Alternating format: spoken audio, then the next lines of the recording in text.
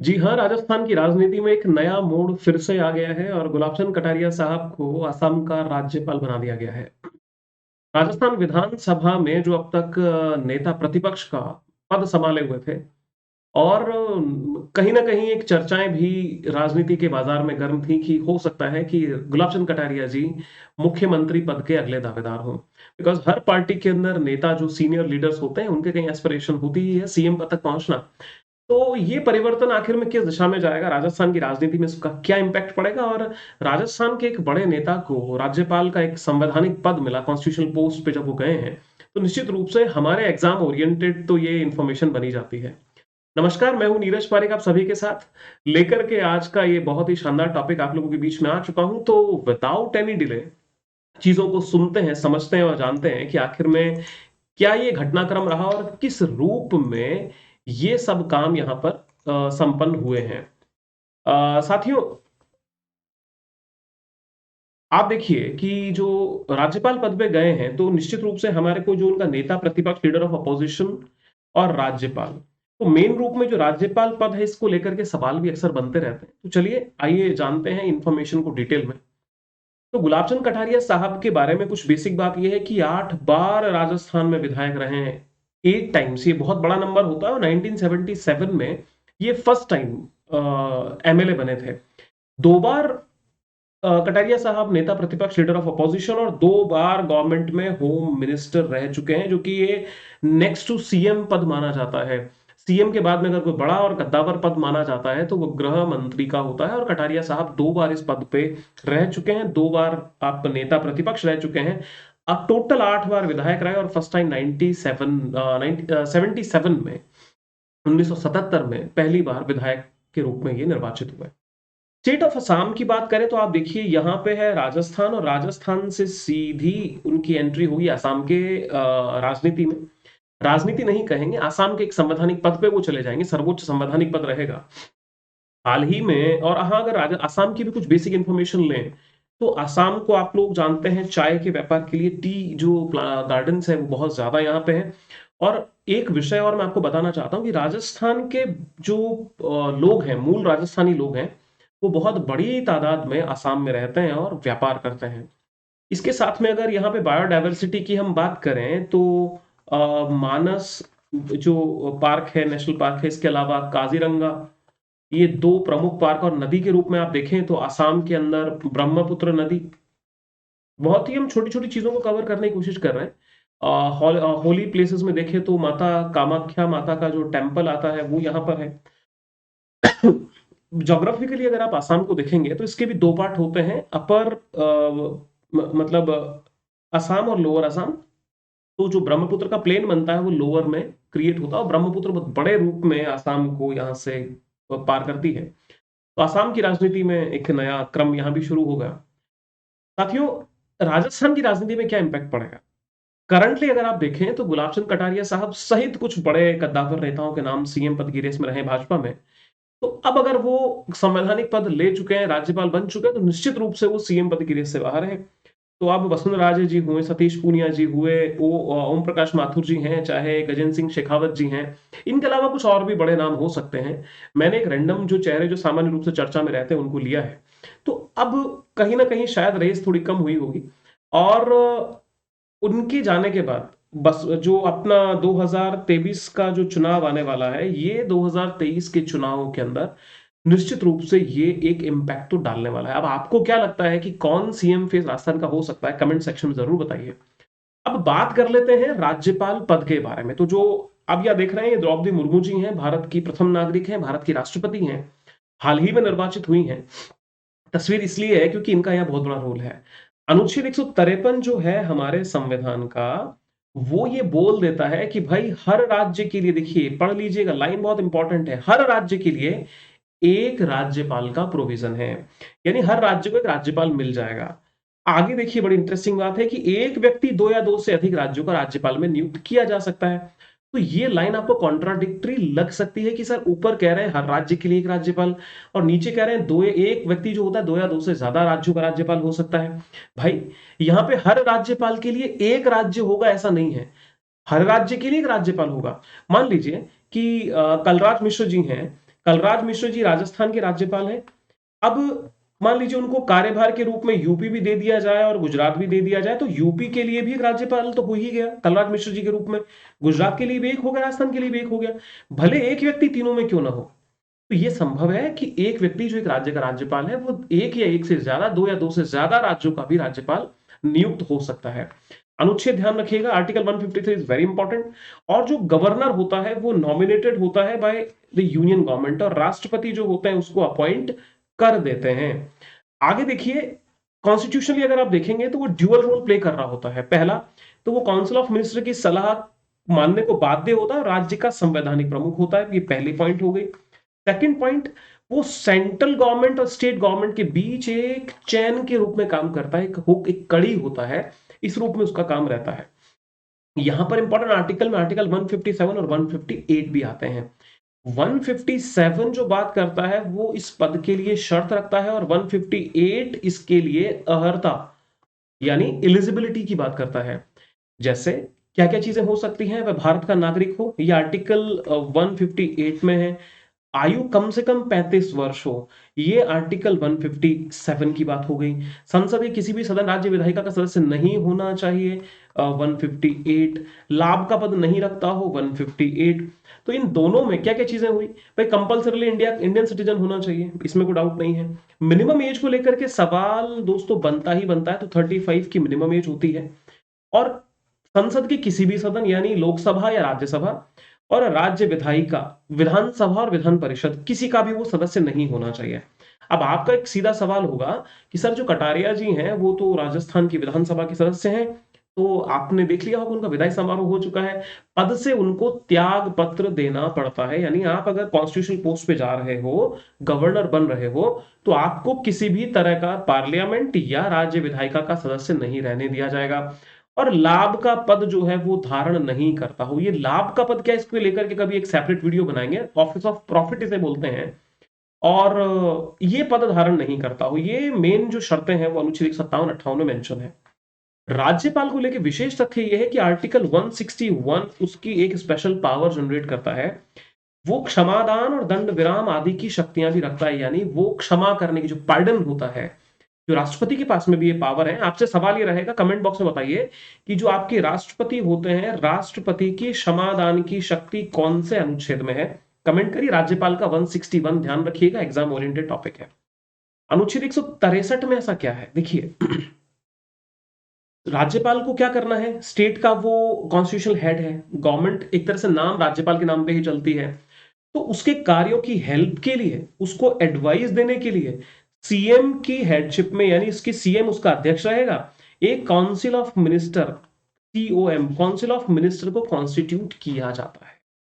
तो अनुच्छेद 163 को ध्यान रखिएगा, मंत्री परिषद का गठन और राज्य के मुख्यमंत्री की अध्यक्षता मंत्री परिषद का गठन कौन से अनुच्छेद में है, 163 में है। और कौन करने वाले हैं, गवर्नर करने वाले हैं। 164 देखिए उसको थोड़ा और एक्सप्लेन कर रहा है कि जो स्टेट के सीएम होंगे और अन्य मंत्री की नियुक्ति राज्यपाल द्वारा की जाती है। इसको मैं एक्सप्लेन और कर देता हूं। जो गवर्नर होते हैं वो डायरेक्टली अपने जो मेजॉरिटी जो उनके सामने रखी जाती है उसके आधार पर मुख्यमंत्री नियुक्त करते हैं, उसमें किसी की सलाह नहीं होती है। लेकिन अन्य मंत्रियों की नियुक्ति में गवर्नर मुख्यमंत्री की सलाह लेते हैं कि भाई मुख्यमंत्री जी आप किन्हें चाह रहे हैं, ये अनुच्छेद 164 164 कहता है। यहां पर आर्टिकल 200 213 और आर्टिकल 356 गवर्नर को लेके कुछ ज्यादा इंपॉर्टेंट हो जाते हैं। पहली बात यह है कि देखिए विधानसभा में कोई भी विधेयक अगर पारित हो रहा है, राजस्थान विधानसभा की बात कर ले, किसी भी स्टेट की विधानसभा देख लीजिए, तो वो अनुमति दे देगा, अनुमति रोक लेगा, या तो राष्ट्रपति के विचार के लिए विधेयक को सुरक्षित रख देगा, अनुच्छेद 200। और इसके ऊपर बहुत अधिक विवाद रहता है, क्योंकि अनुमति अगर रोकता है तो माय डियर फ्रेंड्स उसकी अनुमति रोकने की कोई लिमिट ही नहीं है, कब तक वो अनुमति नहीं देगा। बिकॉज इसीलिए आरोप लगता है कि राज्यपाल का जो पद है, राज्यपाल की जो पावर है, वो फेडरल सिस्टम के अगेंस्ट है, वो यूनिटरी सिस्टम को डेवलप करना चाहते हैं, संघात्मक व्यवस्था पे चोट पहुंचाना चाहते हैं। तो आप देखिए विधेयक पर अनुमति देना है, उसको रोकता है, और रोकने की कोई लिमिट नहीं तय की हुई, राष्ट्रपति के लिए वो कंसिडरेशन के लिए डाल देगा। आर्टिकल 200 इंपॉर्टेंट है बिकॉज ये विवादास्पद होता है। अनुच्छेद 213 अध्यादेश जारी करने की इसकी शक्ति होती है। देखिए, आप राष्ट्रपति के लिए आर्टिकल 1, 2, 3 आपने पढ़ा होगा कि राष्ट्रपति क्या जारी करते हैं? अध्यादेश जारी करते हैं। सेम परिस्थिति अगर राज्य में हो, तो आर्टिकल 213 बहुत चेंजेस नहीं करने, 2 को पहले लाना है बस। आर्टिकल 213 में राज्यपाल के पास में ये अध्यादेश जारी करने की शक्ति आ जाती है। अध्यादेश का सीधा मतलब समझ लीजिए, अध्यादेश वो एक तरह का आप इसको कानून भी कह सकते हैं। मान लीजिए कि विधानमंडल अभी सत्र नहीं चल रहा, मानसून सत्र होता है, बजट सत्र होता है, शीतकालीन होता है, कई बार विशेष सत्र भी आयोजित होते हैं, सेशन में नहीं है। और अगर लेजिस्लेटिव काउंसिल सेशन में, असेंबली आपकी सेशन में नहीं है, तो भाई कानून कौन बनाएगा? तो कोई इमरजेंसी कोई कानून बनाने की नौबत आ जाए, ऐसे में राज्यपाल आर्टिकल 213 के तहत क्या जारी कर देगा? अध्यादेश जारी कर देता है, और उसका पावर सेम एज लॉ होता है। यानी इसका पूरा पावर, बाद में शर्त यह है कि जब भी सेशन लागू होगा उसके बाद में उसको एक सर्टेन पीरियड ऑफ टाइम में उसको पारित होना होता है, अदरवाइज वो फिर नल एंड वॉइड हो जाएगा। तो आर्टिकल 213 अध्यादेश जारी करने की राज्यपाल की शक्ति होती है। अब देखिए साहब, ये जो एक सबसे विवादास्पद एक और मुद्दा चलता है, वो अनुच्छेद 356 का है कि राज्यपाल केंद्र सरकार को एक रिपोर्ट भेज देगा। जो अनुच्छेद 365 राष्ट्रपति शासन को लागू करने के लिए राष्ट्रपति को केंद्रीय मंत्रिपरिषद की सिफारिशों का आधार बनाती है। यानी रिपोर्ट भेजेगा, रिपोर्ट के आधार पर केंद्रीय मंत्रिपरिषद क्या करेगी? राष्ट्रपति को रिकमेंड कर देगी, भाई साहब इमरजेंसी लगा दीजिए, राष्ट्रपति शासन, जो इसको हम स्टेट इमरजेंसी कहते हैं। और ये एक बहुत बड़ा टूल होता है केंद्र सरकार का, जो राज्यों को नियंत्रित करती है। तो अनुच्छेद 356 में भी अल्टीमेट पावर किसके पास आ गया? गवर्नर के पास है। गवर्नर की एक रिपोर्ट सारा खेल कर सकती है। तो आर्टिकल 200, 213, 356 आपने देख लिए। देखिए, इसका जो कार्यकाल होता है वो 5 साल का होता है, और सामान्यतः कार्यकाल 5 साल का है, पर वह राष्ट्रपति के प्रसाद पर्यंत, on the pleasure of the president, राष्ट्रपति जब तक चाहेगा तब तक ये पद पे रहेगा। जिद नहीं कर सकता कि भाई 1 साल ही क्यों, 5 साल ही क्यों, 4 साल ही क्यों। 5 साल का जनरल कार्यकाल है, और बाकी राष्ट्रपति की इच्छा है वो कब तक उसे रखना चाहते हैं।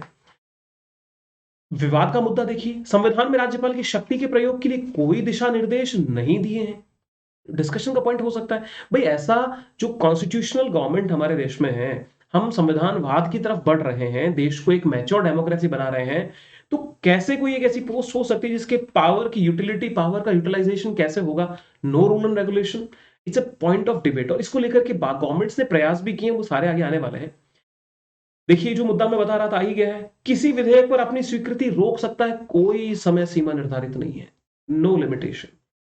और अगर मान लीजिए स्टेट और गवर्नर के बीच में कोई डिस्प्यूट हो जाए, कोई मतभेद हो जाते हैं, तो इसके बारे में भी कोई प्रावधान, स्पष्ट प्रावधान नहीं है कि भाई पब्लिकली उसकी क्या भूमिका होगी। विवाद है तो विवाद, अभी आपने देखा होगा महाराष्ट्र का एक मुद्दा, महाराष्ट्र के अंदर कोश्यारी जी का इस्तीफा हो चुका है, राज्यपाल थे वहां की तत्कालीन से, अभी करंट सरकार के साथ में उनकी बिल्कुल पटरी नहीं बनी, तो उनका इस्तीफा फाइनली हो गया। पहले वाली सरकार के शिवाजी के अपमान के आरोप लगे, बहुत सारी चीजें हैं।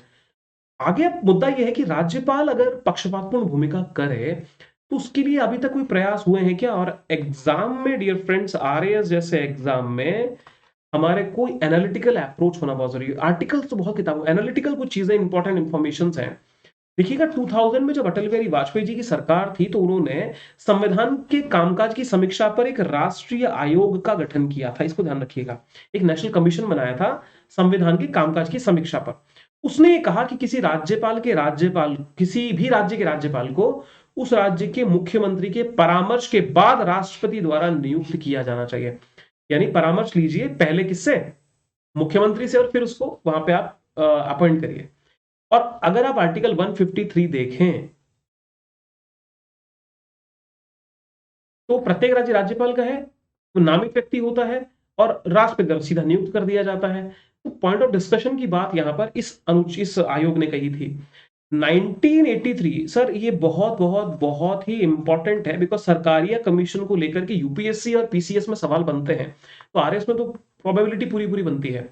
इसने ये बोला था कि अगर आपको राज्यपाल को चयन करना है, तो आप भारत के उपराष्ट्रपति से बात करिए।